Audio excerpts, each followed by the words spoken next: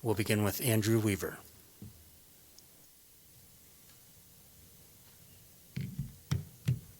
So my name is Andrew Weaver. First, thank you, sir, for your service.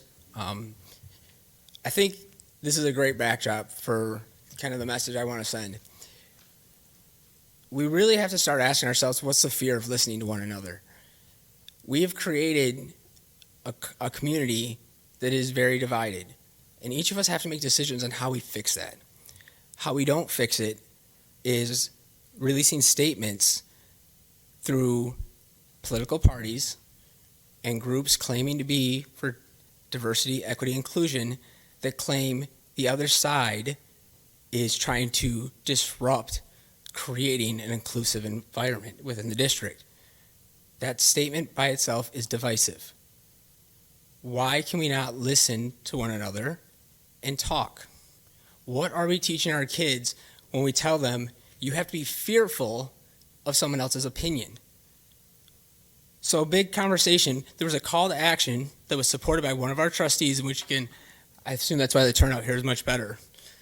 But there wasn't any call to action when parents were raising concerns about the return to school, when there was calls to action about the financial spending and lack of being able to answer questions on standard budget questions around the new admin building. So as we come, we're going to hear people raise their concerns tonight about material inside libraries. We should be able to have that conversation and understand what their concerns are and see where we can find common ground. But instead, again, we had a call to action to claim that side is trying to disrupt creating an environment of inclusion. It's not one or the other. We don't live in a world where it's one side wins and the other side loses. Why do we continue to allow that to be created? So again, we can only accept responsibility for our actions and what examples we set. And as Aunt Jenny told us, actions speak louder than words. So again, ask yourself, what is the risk of actually sitting down and talking to someone?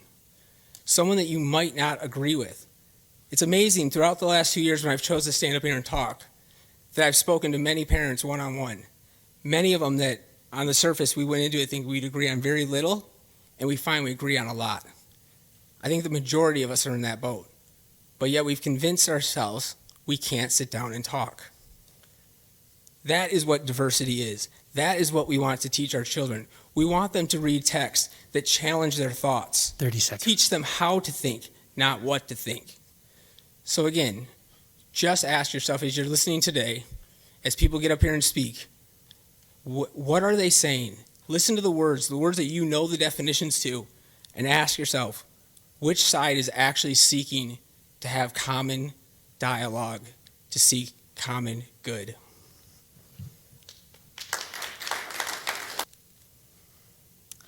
Hi, my name is Carol Baslet Cui, and I have 2 kids at RCS. The RCS DEI Parent Network put out a statement on Saturday that there is a group of parents who are opposed to creating an inclusive environment at RCS, and they are objecting to books in school libraries due to them reflecting marginalized populations. This accusation is unsubstantiated and false from everything I've seen. Unfortunately, one of our board members supported and shared this misinformation across a wide variety of social media platforms to solicit people to speak tonight under these false pretenses. I have to call this out because it's wrong to slander a group of parents like this.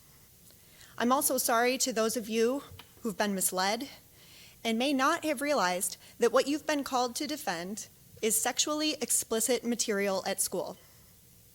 Our Board of Education is supposed to be nonpartisan and objective, and she has let us down. I don't know who drafted the statement, but the DEI Parent Network has let us down. This issue has nothing to do with minority groups or the true meanings of diversity and inclusion. I've seen the conversations. What parents are objecting to is sexually explicit content in school libraries. I don't know if you can see this, but here is an example of one of the sexually explicit images. 2 individuals are naked and in the act of performing oral sex.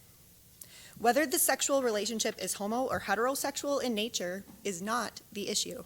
The issue is Should schools provide sexually explicit content and images to students? I know kids can find this stuff elsewhere, but schools are educational institutions, and not all libraries provide the same kinds of content. Our schools and librarians should be held to a higher standard than the World Wide Web.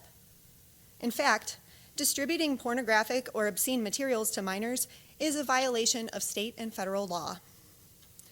If the district would like to work through this constructively, I'm sure a group of parents would be willing to sit down and have a respectful conversation to work through these concerns.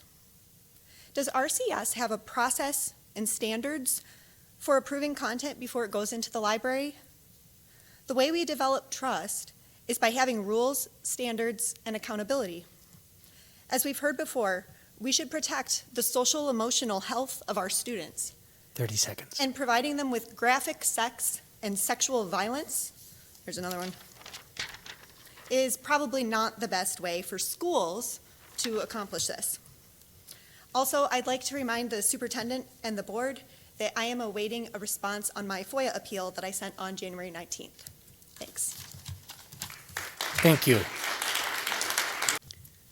Hi, my name is Christina Fleming, and I represent the citizens of Oakland Township, and I have 3 children in the Rochester Community School District. I really struggle with what's going on here tonight because there are 2 distinctly different thoughts centered around the same issue, around books. On one hand, you have parents who are fighting for marginalized groups to be represented in our schools. And on the other hand, you have parents who are fighting sexually explicit materials to be removed from schools. Dare I say that both groups are right, and I, in fact, can agree with both groups. I would venture to say that most parents agree in this room with creating an inclusive environment for diverse students, but honestly, that's not the issue here tonight. We all agree on that. The issue is, how do you achieve a diverse, fair, and inclusive environment for students? Are we really at the point in our community, in our humanity, where we have to debate if books that display sexually explicit content should or should not be made available to students? Maybe what we need to do to solve this dilemma of what is right or wrong is remove all the gender labels, all race labels, and look at it with a clear lens. Let's assume that everything is gender neutral and determine if that's okay. This part is from a book called Handmaid's Tale. Is it okay if a gender neutral person A is tied up with a rope naked on the floor? Is that okay? And then is it okay if gender neutral person B holds down gender neutral person A with their arms over their head while a gender neutral person C with their pants down sexually penetrates gender neutral person A? Is that okay? What if there were labels? What if we were not colorblind? What if that person, gender neutral person A, tied up on the floor naked, was black? Does that change it? And is that okay? What if gender neutral person A was a nun? What if person B was a nun? And then person C was a priest. And that person had his pants down and he was penetrating one of the nuns. That's representing the Catholic religion. Does that make it okay because it came from the Catholic religion? You cannot judge a book by its color, no more or less than you can judge a book by the cover of who provided that to the schools. I don't care if Mother Teresa gave me that book, came down from the highest point and said that this book is blessed and it's holy. Wrong is wrong. Why do I have to say that out loud? I'm willing to sit down and talk through it. I'm willing to be on that board and go through the books with you and read them with you and put guardrails in place so that we have appropriate book at every level in our schools. Do we really have to fight this in the court of public opinion tonight? Time. And do we have to fight this in a court of law? That's 3 minutes. Thank Have you. we gotten that far away of knowing what's right from wrong? Thank you, Christy. Good evening. My name is Stephanie Van Dale, and I'm a taxpayer. Y'all know that. Number one, I agree with Jessica Opfer and Andrew Weaver in regards to the fact that that bond is not an open checkbook for every single one of you to use. as a monument to all of you who are wasting my money, or those that might spread misinformation, right, Barb?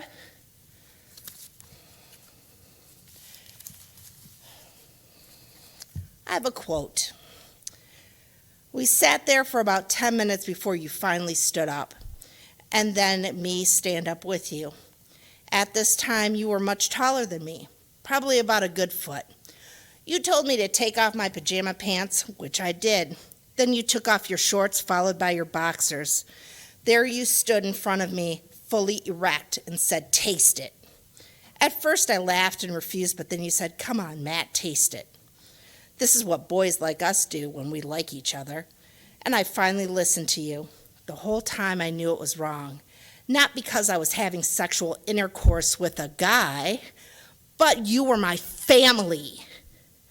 I only did that for about 45 seconds before you had me stop.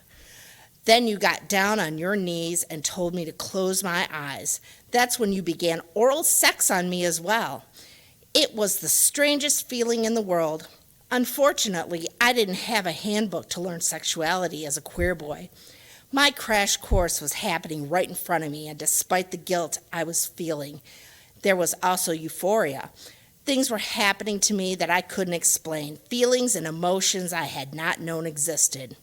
After a minute or so, you stopped. You then laid me on the ground and got on top of me. You began dry humping me, back and forth, never penetrating me, though it was just our bodies on top of each other going back and forth for several minutes while the music on the TV played in the background.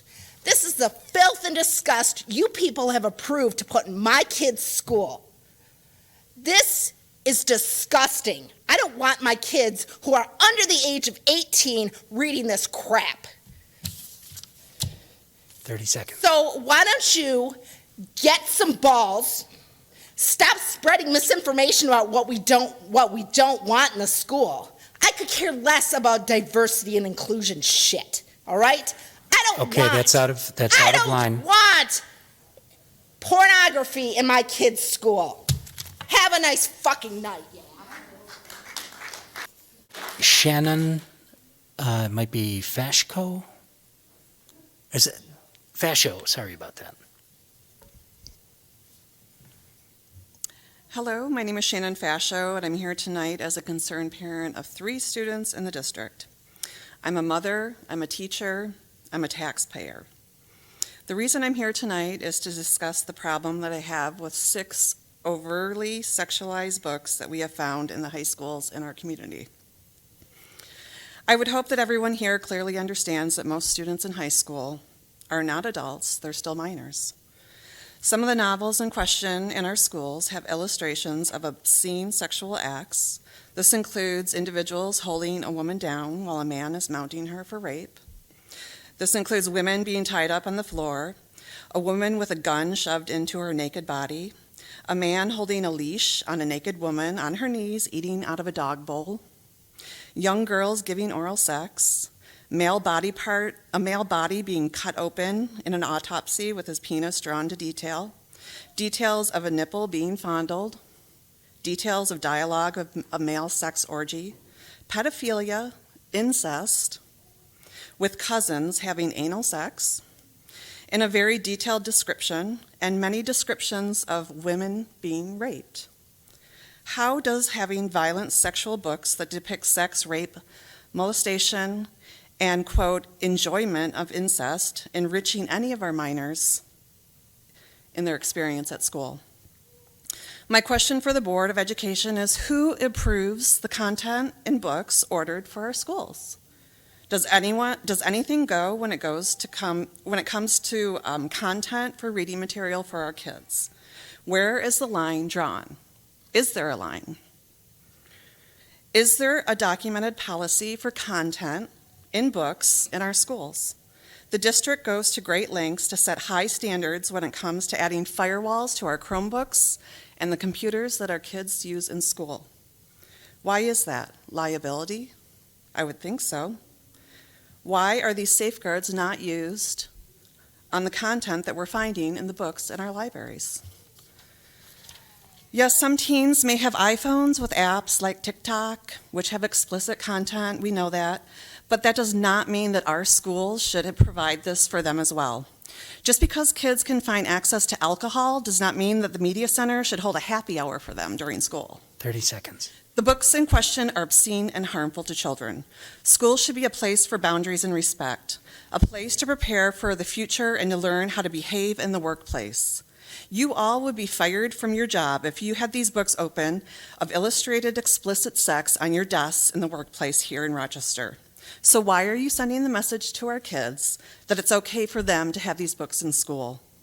There are many RCS parents that are upset over these books in our schools. I'm not the only one, but they're afraid to speak up. And that's time. It's so unfortunate that the administration and the board have made parents Thank you very afraid much, to Shannon, speak up. for your comments. There are many in our community who find Next this content is offensive. Amber Gress. We are not looking to ban or burn Amber? books. We simply do not think that they are Pardon me, the appropriate time- for K the through time 12 is up. schools. We are taxpayers, we are parents. Time is up, and we this are is community, the now community who votes. you've gone way past 3 minutes. These books in our Nobody else school has this evening. do not Next make us up feel safe, is Amber Gress. valued, or The next- included. The next speaker, sir, is Ryan Kasek.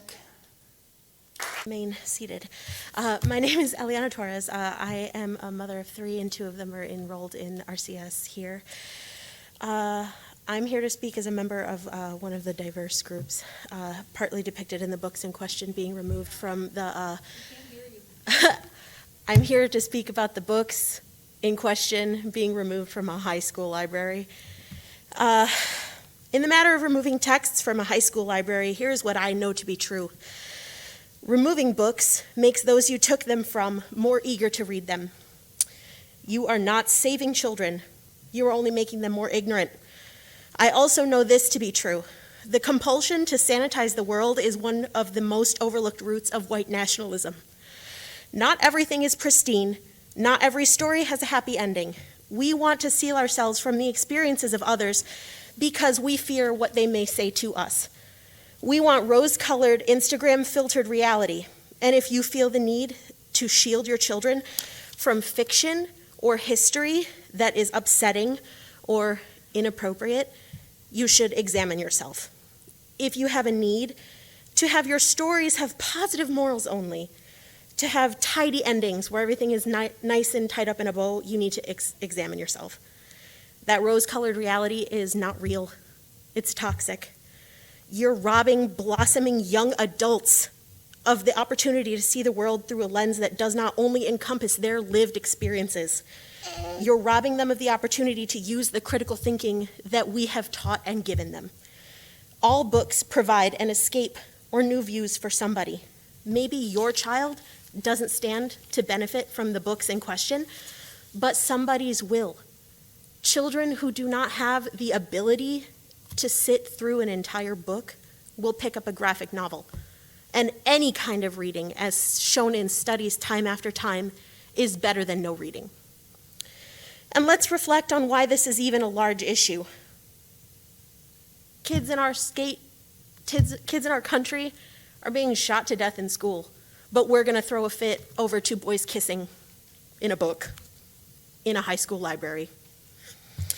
I think it's safe to say that our focus should be on more important matters, especially when these books are placed in an age-appropriate group. 30 Let them seconds. read. Reading is growing, and at this point in our country's history, we need to grow fast. Thank you. Good evening. My name is Karen Bickle. I find it ironic this discussion of removing books from the library comes up during Black History Month. It reminds me of a time when one group knew they could keep another group in ignorance by keeping literacy from them. My parents allowed me to read anything I wanted. They received a phone call from the neighbors when I was 12 because I was reading Joyce Carol Oates. My grandmother purchased the top 4 best-selling paperbacks for me for Christmas when I was 14. I even read a few Playboys, quote, for the articles. Of course, I hid the last from my parents, but I still turned out fine. Being able to discuss and consider what is being read is valuable. If your readers know you're going to read what they are looking at, they will take it into consideration. So discuss it in your home, but let them read. Education requires being exposed to new ideas. Learning requires digesting the information. Different viewpoints lead to discussions, so let them read. Parents need to direct their children, but they will be disappointed if they try to dictate, and they certainly don't have the right to dictate what someone else's children can access. Adolescents want to know that they are okay in their own being, and some of them are different beings. Not bad, just different. So let them read. One group doesn't have the right to deny another group its identity. Let them read. Good evening, RCS Board, Dr. Shaner and Ms. Fregameni. My name is Amber Gress, and I'm here tonight as an educator in our district. I would like to take a moment to address my concerns with regard to removing certain books from our classrooms and libraries. As an educator and a parent, the idea of banning any books causes me grave concern. As an information literacy specialist in Rochester, I am filled with dread at the thought of what this might mean for our students. Our schools are filled with children from all different backgrounds with many diverse experiences. They are curious, empathetic, creative, resilient, and they fill me with hope every day. All of our students deserve to be seen, valued, and loved for their full humanity, and this means they deserve to have their lived experiences affirmed in the literature we provide in our classrooms and libraries. While affirming students' experiences is critical, it's not the only reason having inclusive literature is essential in our schools. All students also deserve the opportunity to learn about the experiences of those who are different from them in order to develop empathy, compassion, and a deeper understanding of our world. In my prior roles as a classroom teacher and a learning consultant, and in my current role as an information literacy specialist, I've been able to witness the positive impact that providing students with inclusive literature can have. Earlier this month, a student picked out a book in the library and said excitedly to me, "I think she might be the same religion as me." This was not an isolated incident. I'm lucky to see students' experience affirmed daily due to the inclusion of diverse literature in our schools. Each week, I have a student who comes to the library with specific book requests. I want to read about Diwali, or do you have any books about Hanukkah, or can you help me find a book, the one about all the different types of families? Access to books has provided this inquisitive second grader with the opportunity to learn about and appreciate the world around her. This is true at all levels. Removing even a single book from our classroom or libraries will be devastating for our children. It will also send them a very clear message. The voices represented in this book are not valued. The voices represented in this book are not important. The voices represented in this book do not deserve our respect. The voices represented in this book are not part of our community. If our mission is to provide a quality education and a caring atmosphere so all students can attain the necessary skills and knowledge to become lifelong learners and contribute to a diverse, interdependent, and changing world, then it's imperative we protect our children's access to literature. Thank you. The next card is Sam Foran.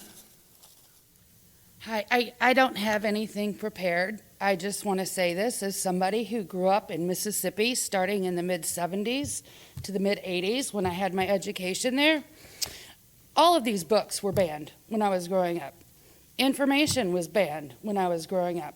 We were taught that slavery wasn't bad, that slavery was okay if people lived in the house, and then the wet nurse is romanticized. I apologize, there's a child in here. Do you know what a wet nurse is? She was raped continuously to keep her milk supply up so she could nurse the master's babies, and her baby starved to death in the corner because her baby died. We were not allowed to learn that history because every single book that taught anything about that part of history was banned. Anything that had anything graphic that talked about that part of history was banned because it was considered pornography and everything else. And it's essential that children learn what people are capable of so that it never happens again. There has never been one instance in world history that ended well with the beginning of banned books. Never. Thank you, Rochester Schools, for giving my children a much better education than I ever got as a child. There were so many things when we moved to Troy schools. I went from being into the gifted classes to needing remedial education because I was so far behind, because information was held back from us. And information is still being held back from my friends' kids today because everything is still banned down there. Thank you. Next card is Lana Beach. Hello, I just wanted to thank the board members for stepping up to do this challenging work. I know it's not easy to discern how best to support our children in their education, so we see that. I very strongly believe that diversity enriches our lives. It promotes innovation, creativity, and belonging. And witnessing the beautiful array of humans that exist in our world helps us to feel free to be our authentic selves. When we promote sameness, what happens to the spirits and the psyches of those who feel different, who don't fit into that cookie-cutter role that society has assigned to us? This approach is damaging. We need to be open to variety and uniqueness in our humanness.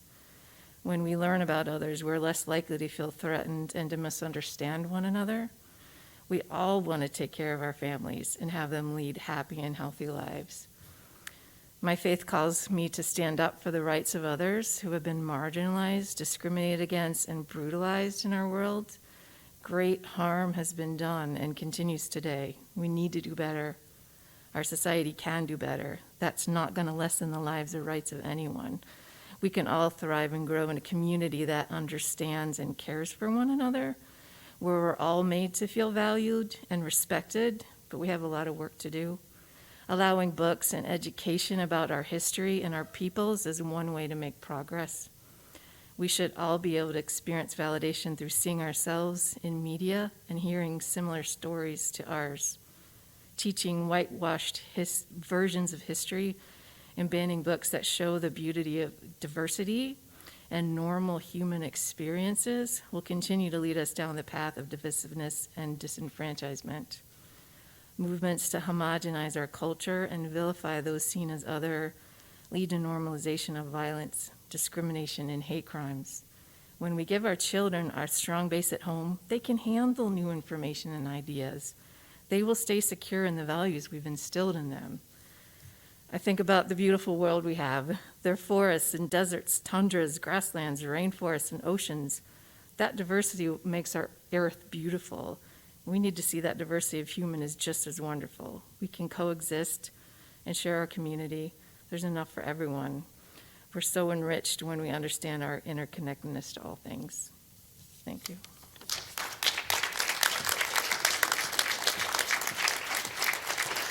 Thank you. It's Alexandria. That's what I was going to say. I'd like to thank the board. I'd like to thank all the concerned citizens. It's my understanding that the role of public education is to produce citizens that are capable of engaging with and fully participating in and furthering the societies and the communities to which they belong.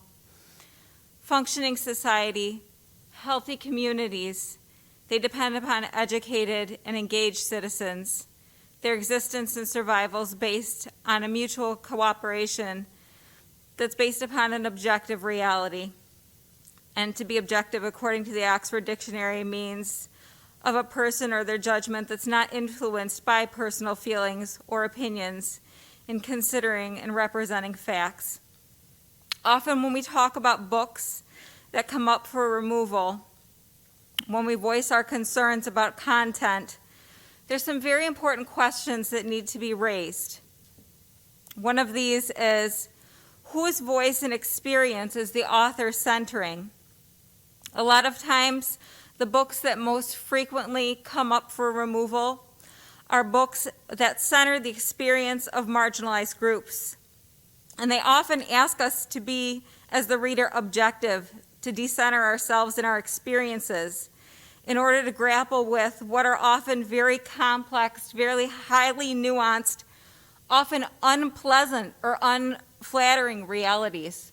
So I've heard a lot of talk tonight about rape, about incest.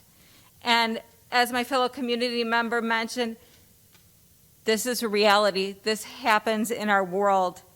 I am sorry to say this, but it is true.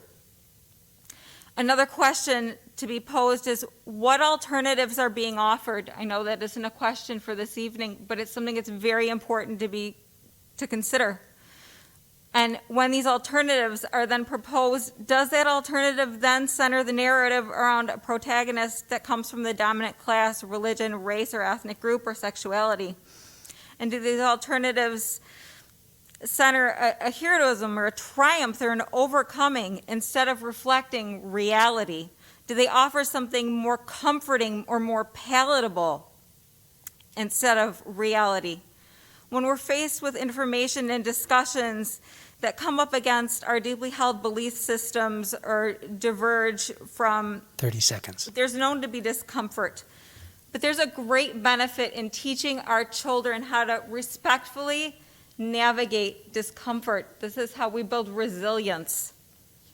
And I think that's something that our students can benefit tremendously from, is knowing how to have discussions so that we grow up to have communities that are strong, that are resilient, and that by providing our children with this material. Thank you.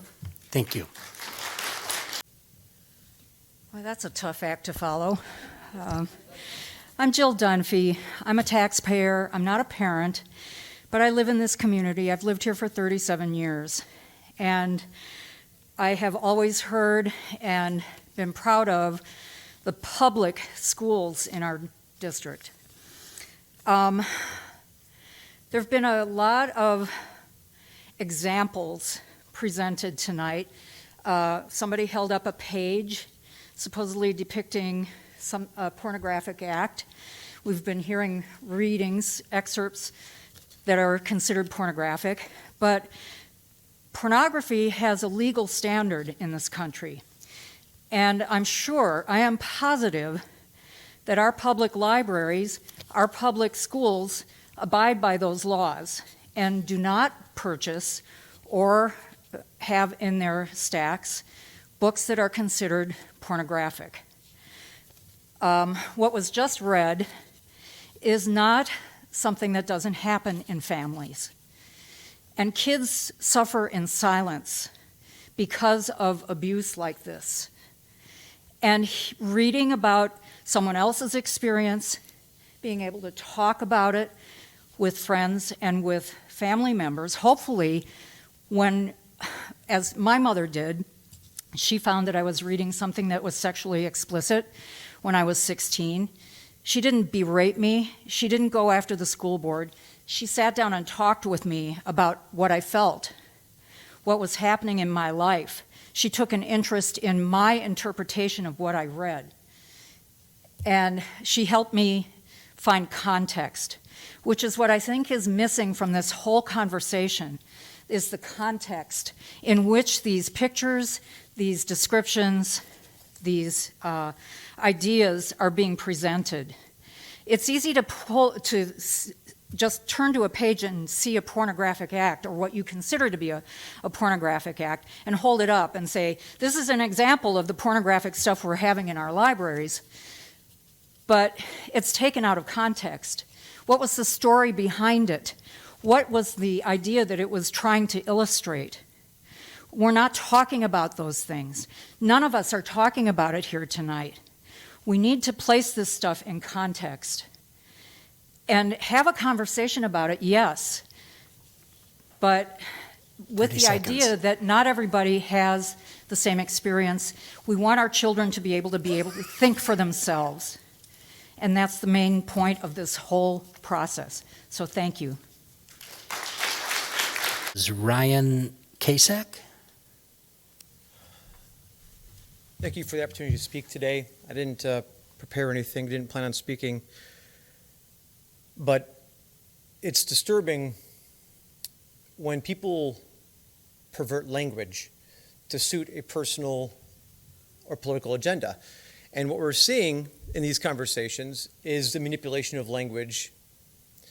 It's a tactic that has been used so regularly that anybody with an open mind can see right through it.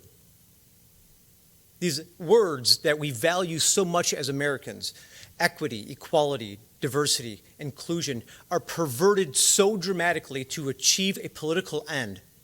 They're manipulated so easily and willingly to achieve a political end that we are expected all to ignore their actual meaning. Nobody can hear the words being thrown out, equity, diversity, inclusion, in this crowd today and apply it to the issue at hand regarding these books. We are expected to be cowards. And when we hear those words, we're expected to be silent. Because we're scared about the ramifications of standing up in opposition to anything that utters those words.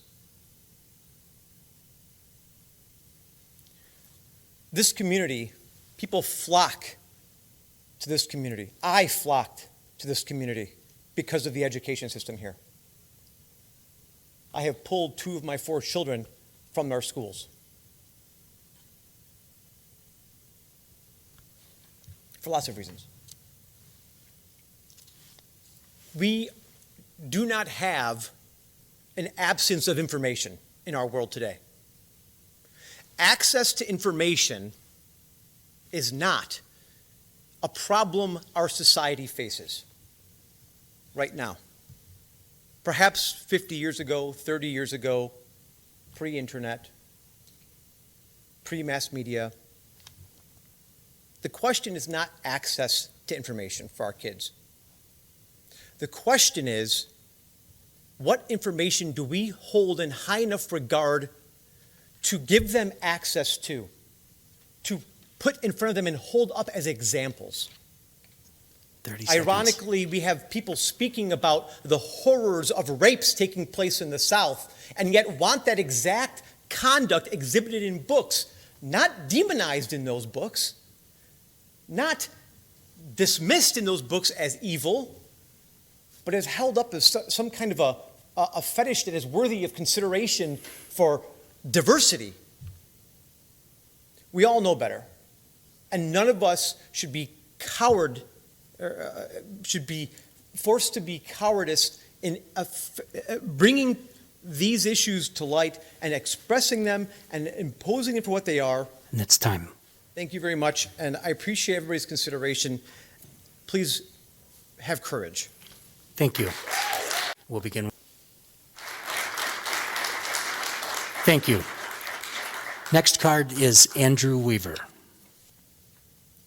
All right, so this is the part we kind of knew was coming. So as we've listened to people come up here and speak, you're hearing clearly people talk about wanting discussion, wanting conversation, and then you're hearing another side rattle off talking points that are meant to be divisive.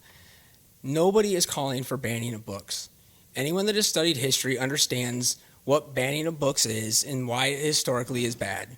It's where the term burning books comes from. It means you destroy them to make them unavailable for anybody. Taking a book out of a school library does not do that. Again, then you have people coming up here and mentioning the idea that we have to have people represented. I agree with many of that. They said, oh, I saw someone of my religion. I don't need to see some of my religion naked. I mean, this is where, again, we have to be able to be honest with what we're talking about. The parents are questioning sexually explicit material in the school library. As the one parent said, that her parents bought her stuff. That, again, we're not calling for anything to be pulled out of publication. This is where the conversation is not being honest. And when we have our district promoting the divisiveness, how is our community supposed to move forward? What example are we setting for our students? And as someone that has kids in elementary, unfortunately for the ones in high school, your kids have already gone through it and unfortunately have had to deal with the consequences. But for those of us that have young kids, these decisions still matter. They are going to have an impact. And when we continue to not acknowledge that we are not being honest with the words that we are using, nobody is calling for banning of books. We actually saw over the summer books actually be banned. Dr. Seuss was pulled out of publication. That came from the DEI side of the crowd.